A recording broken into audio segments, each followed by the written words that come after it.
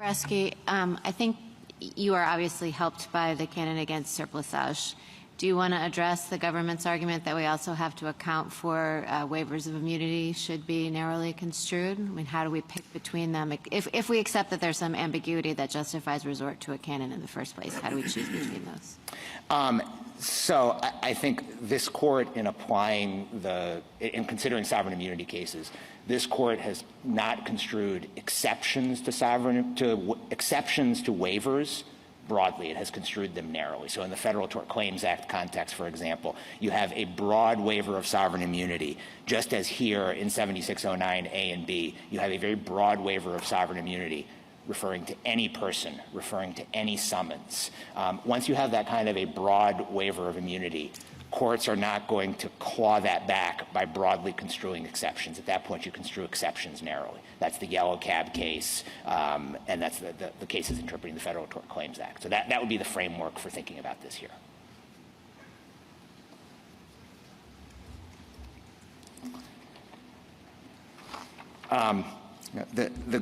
The government, I think, doesn't really have any the government doesn't have any good textual arguments for avoiding the surplusage problem that is created by their reading of the statute.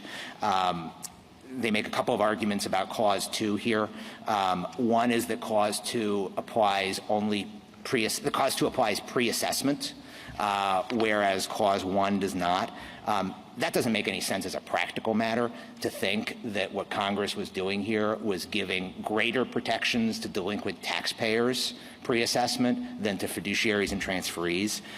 It also doesn't work as a textual matter. Clause 2 refers back to the taxpayer in Clause 1, and that's the taxpayer who has had an assessment made against them.